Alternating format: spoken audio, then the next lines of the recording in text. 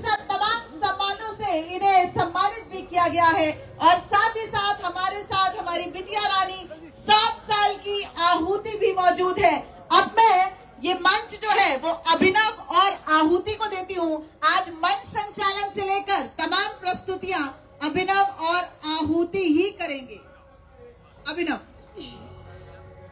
जय श्री राम, सियावरी रामचंद्र की। कई लोग कहते हैं तेरा छोटा बच्चा भक्ति की बात कर रहा है, धर्म की बात कर रहा है। तो उन सब लोगों से मैं ये बात कहना चाहूंगा, जब एक बार भक्ति आपके खून में घुस जाएगी तब आप जिंदगी भर भक्ति और धर्म का दामन नहीं छोड़ेंगे। यदि आप 50 साल की उम्र में भक्ति करने लगे हो, माला झोली पहनकर माला जपने लगे हो, तो भक्ति नहीं है। आप अपने जीवन की परेशानियों से तंग आ चुकी हैं और आप भक्ति का सहारा ले रही हैं कि शायद से मेरी परेशानियां दूर हो जाए। और एक चीज और बताऊं आपको, अभिनव को प्राण प्रतिष्ठा कार्यक्रम का निमंत्रण भी मिला है। अभिनव सबसे छोटा होगा, सबसे युवा होगा जो प्राण प्रतिष्ठा कार्यक्रम में मौजूद होगा। अभिनव, मैंने सुना है कि तुम टेंट सिटी में रुक रहे हो। 9 साल का बालक, पैम्पर्ड चाइल्ड, दिल्ली के रहने वाले, कहाँ तुम यहाँ आ गए यार? श्री राम भी इतने वर्षों से टेंट में है, मैं 7 दिन टेंट में नहीं सो सकता। श्री राम ने 14 साल का वनवास काटा है, श्री राम ने 500 वर्षों का वनवास टेंट में काटा है, तो मैं 7 दिन टेंट में नहीं सो सकता क्या? बताओ। बिल्कुल बिल्कुल सो सकते हो, लेकिन परेशानी नहीं होती, ठंड नहीं लगती, क्या महसूस करते हो अंदर? ऐसी कौन सी शक्ति आ गई है? मैं तो उस धरती पर रहूं जिस पर कभी राम जी, कभी लक्ष्मण जी, कभी हनुमान जी, कभी माता सीता चले। आहुति, तुम बताओ, केवल 7 साल की हो, ऐसा राम जी ने क्या तुम्हारे ऊपर जादू कर दिया कि तुम अपनी गुड़ियाओं के साथ छोड़ के, इतने अच्छे हैमलेस के टॉयज को छोड़ के राम भक्ति में जुट गई? ये सब तो मुझे बचपन से ही हमेशा सिखाया गया है अपने घर पे कि मैं रोज एक माला गायत्री माता की जप करती हूँ। जब भी नवरात्रि होती है तो व्रत करती हूँ, सप्तशती, अर्गला, कवच, इन सब का पाठ करती हूँ और हर हफ्ते हनुमान गढ़ी में भी आती हूँ। तो बस श्री राम की कृपा हमारे परिवार पे हो गई। बहुत सुंदर। तो सबसे पहले मैं अभिनव तुमसे ही शुरू करना चाहूंगी। कथावाचक अभिनव अरोड़ा, अभिनव बताइए, सुनाइए। हाथ काट कर रख दूंगा, ये नाम समझ आ जाए तो। पता है कितनी दिक्कत होगी अगर राम समझ आ जाए तो। भाई राम राम तो कह दोगे पर राम सा दुख भी सहना होगा। पहली चुनौती यह होगी कि मर्यादा में रहना होगा। मर्यादा में रहना मतलब कुछ खास नहीं कर जाना है, बस त्याग को गले लगाना है और अहंकार जलाना है। आप अपने राम लला के खातिर तिराना करवाओगे, छौड़ी के झूठे वेड़ खाओगे तो पुरुषोत्तम कहलाओगे।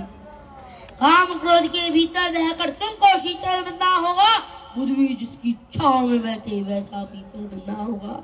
करना होगा यह सब कुछ और वो भी शून्य में रहकर प्यारे, तभी तुमको पता चलेगा कितने अद्भुत राम हमारे। जय श्री राम। ना पैसा लगता है ना खर्चा लगता है, राम राम तो बोल दो बड़ा अच्छा लगता है। जय श्री राम। 22 जनवरी को अयोध्या में श्री राम मंदिर बन रहा है। प्रधानमंत्री श्री नरेंद्र मोदी जी आएंगे, मुख्यमंत्री श्री योगी आदित्यनाथ जी आएंगे, राम मंदिर का उद्घाटन करेंगे, राम जी की प्राण प्रतिष्ठा करेंगे।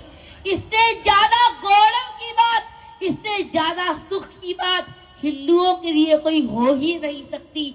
हमें पर्व मिला है खुशी का, हमें पर्व मिला है, तो राम नाम के जयकारे तो लगा दो।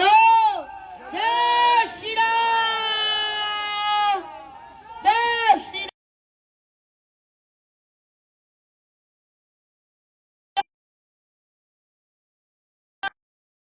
ये लबरेज हो जाए।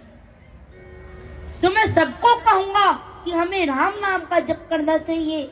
राम नाम जप कर देखो, जीवन पार तेरा लग जाएगा। जहाँ होगा राम नाम का जप, वहाँ हनुमान आ जाएगा। श्री राम कथा सुनो, सत्संग सुनो, राम नाम का जप करो। भारत में रहकर राम नाम का जप नहीं करते हैं, राम नाम का गुणगान नहीं करते हैं, तो आपका इस जीवन में आना व्यर्थ है। इस सृष्टि में इस उद्देश्य से भेजा है कि हम उनके नाम को प्रचार करें, उनका नाम का प्रचार करें। और आप इस सृष्टि में आकर भी उनका नाम प्रचार नहीं करेंगे, उनके नाम का जाप नहीं करेंगे, तो आपका जीना व्यर्थ है। मैं आपको एक सरयू मैया की कथा सुनाता हूँ। सुनाइए। एक बार उज्जैन के राजा महाराज विक्रमादित्य अयोध्या आए। श्री राम के एक जन्म स्थान के दर्शन करना चाहते थे, लेकिन वहां उन्हें बताने वाला कोई व्यक्ति था ही नहीं कि श्री राम का सटीक जन्म स्थान कहाँ है। ऐसे में वह सरयू नदी के किनारे आ पहुंचे। सरयू नदी के किनारे आ गए। वहां उन्होंने देखा एक काला आदमी काले घोड़े पर बैठकर सरयू जी की ओर आ रहा है, और उसने अपने वस्त्र उतारे और एक घोड़े के संग ही सरयू जी में स्नान करने के लिए चला गया। और महाराज विक्रमादित्य देख के हैरान रह गए कि वह काला आदमी जब स्नान करने के लिए गया काले घोड़े के साथ, तब जैसे ही उसने सरयू मैया में डुबकी लगाई, वह पूरा काले से सफेद हो गया। यह देखकर महाराज विक्रमादित्य हैरान रह गए, ये क्या हो गया, ये क्या हुआ, सोचने लगे। और जब वह काला व्यक्ति काला आदमी स्नान करके आया, तो महाराज विक्रमादित्य बोले, ये क्या चमत्कार था, ये क्या हुआ, मेरी आंखों में विश्वास नहीं हो रही।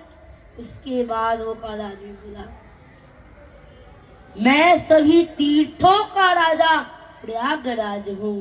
जब मैं सबके पाप धो धो कर काला हो जाता हूँ, काला पड़ जाता हूँ, तब मैं यहाँ पर स्वच्छ होने के लिए आता हूँ, गोरा होने के लिए आता हूँ।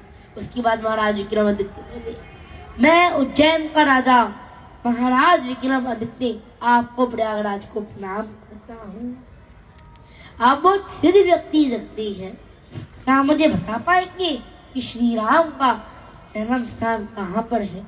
उसके बाद प्रयागराज ने कहा, अभी मेरे तट पर लोग स्नान करने के लिए मेरी प्रतीक्षा कर रही है, अभी मेरे पास समय नहीं है। आपको इसका उत्तर काशी विश्वनाथ में मिल जाएगा। अब देखो, भक्त को तो अपने भगवान के दर्शन करने का बहाना चाहिए होता है। आए तो थे वह श्री राम के जन्म स्थान के दर्शन करने, लेकिन अब वह पहले काशी विश्वनाथ जा रही है भोले बाबा के दर्शन करने। बोल शिव शंकर की। वहां पर काशी विश्वनाथ पहुंच के उसे एक ब्राह्मण ने, वो ब्राह्मण कौन थे? देवों के देव महादेव, देवों के देव महादेव। शंकर जी ने कहा, शिव जी ने महाराज विक्रमादित्य से कहा, मुझे पता है तुम यहाँ पर किस कार्य से आए हो। शिव जी के पास एक गाय थी। शिव जी ने महाराज विक्रमादित्य को कहा, तुम इस गाय को लेकर अयोध्या जी चले जाओ। अयोध्या जी की बात अब अभिनव तुमने कर ही दी, तो जरा मैं तुम्हें बीच में रोक के अपनी नन्ही आहुति पे चली जाऊं। 7 साल की आहुति न सिर्फ कविताएं गाती है, बल्कि उनका लेखन भी, उनका लेख भी आहुति ने खुद लिखा है। राम का जो ये लेख है आहुति, मैं सुनना चाहूंगी तुम्हारे मुंह से, और हमारे वाद्य हमारे साथ हैं, तो तुम उन कविताओं को सुनाओ। जैसा कि सबसे पहले तो मैं न्यूज़ 24 को बहुत बहुत धन्यवाद देना चाहती हूँ कि उन्होंने मुझे न्यूज़ 24 के इस प्लेटफॉर्म पे बुलाया और मुझे बोलने का मौका दिया। जैसा कि हम सभी जानते हैं, इस समय पूरा भारत राममय है, लेकिन क्या हम ये जानते हैं कि राम कौन है, राम का स्वरूप क्या है? तो आइए मेरी इन पंक्तियों के माध्यम से जानते हैं कौन है Ram.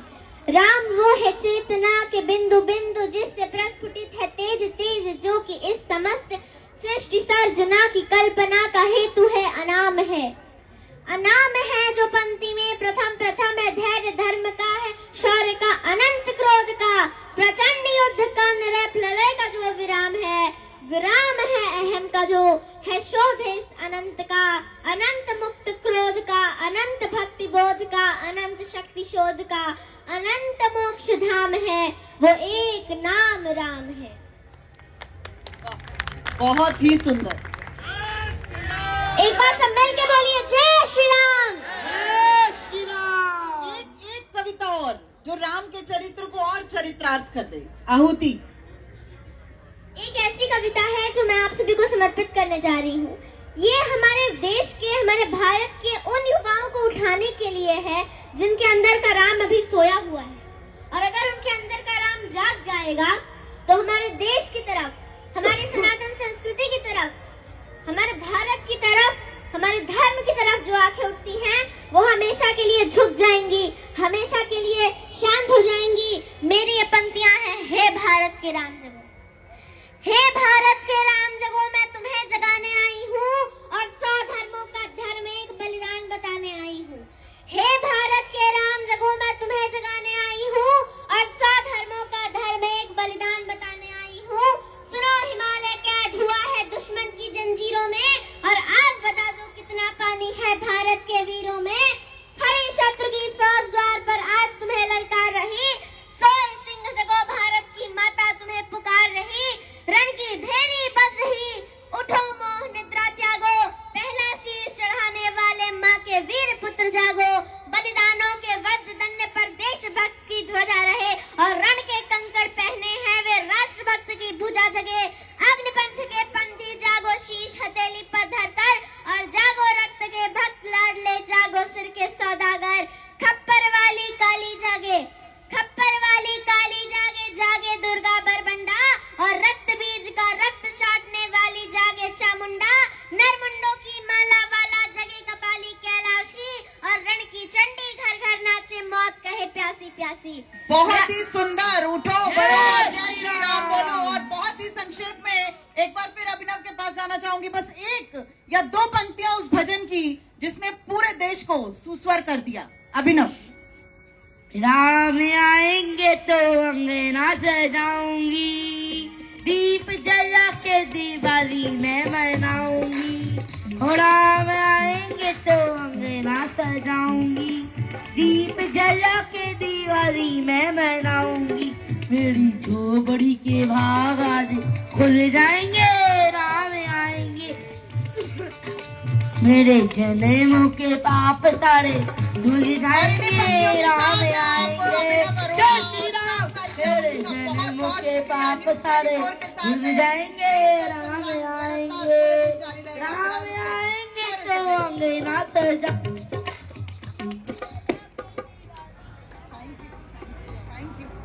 Thank you so much, thank you so much.